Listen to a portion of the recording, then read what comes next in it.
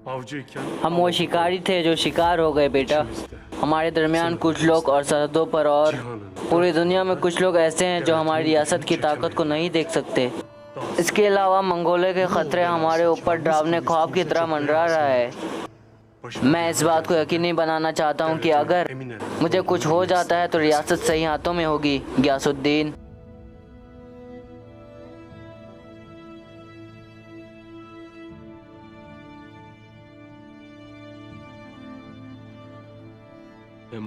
आपने जो शानदार रियासत मुझे सौंपी, इस पर गिदरों का राज है बाबा।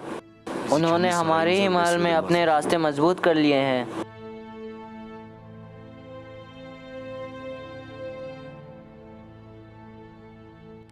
मेरे अंदर के दर्द को आराम देने की कोई दवा कर मेरे अल्लाह।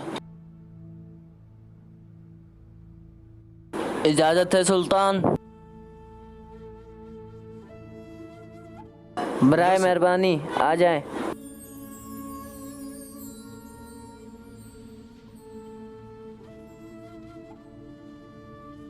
Selamun aleyküm. वालेकुम सुल्तान मुअज्जम, मुझे पता चला है कि आप यहाँ हैं। मैं आपसे मुलाकात करना चाहता था। आपने अच्छा किया, आपने मुअज्जज़ इज्जत बख्शी। आपके साथ होना हमारे लिए बाइस इज्जत है सुल्तान। बराए मेहरबानी तशरीफ़ रखें।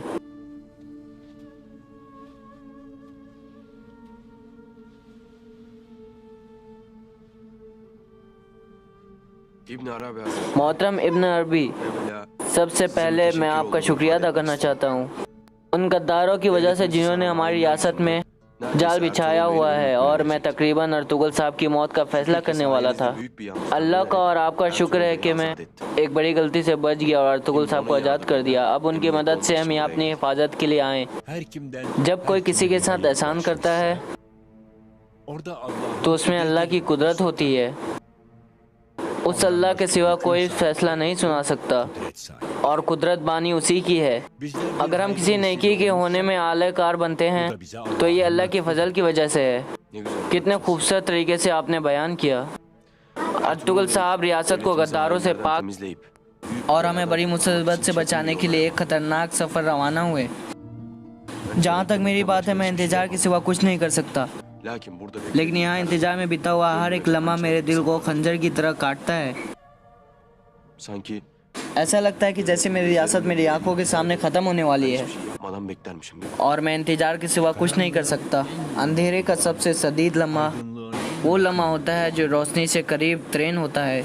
रियासत में दोबारा जान डालने के लिए जिन चैलेंजर का आपको सामना है, आपको उनमें नेमतों को पहचानना चाहिए सुल्तान, जो अल्लाह के मकसद के लिए जहाद करते हैं और जो चैलेंजों का सामना करके सब्र करते हैं। बेशक तेरा रब उन बातों के बाद बख्शने वाला मेहरबान है, लेकिन आपको सब्र करना होगा। बेशक अल्लाह का अज़ाब जालिमों और गद्दारों पर बिजली बनकर टूटेगा। Yıldırım gibi düşecektir. इंशाअल्लाह अल्लाह हमें ऐसा दिन दिखाए। कोनिया और अपने महल से फरार होकर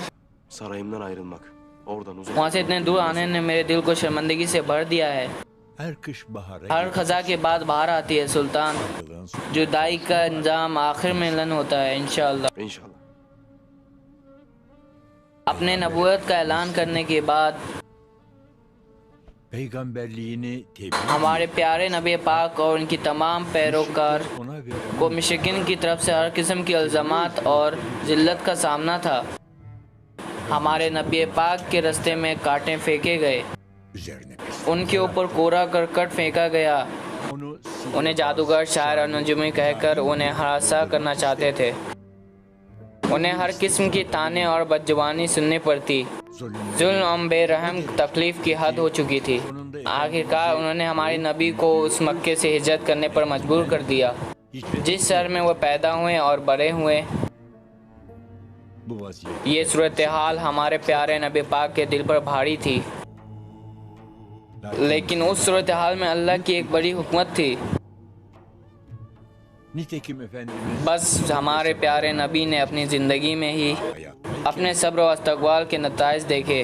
आखिरकार वह मक्का में फातह कमांडर के तौर पर दाखिल हुए, orayı जबकि वह जब वहाँ से गए थे तो गमगीन थे। उनका आखिरी खुतबा सुनने आने वाले सहाबी की तादाद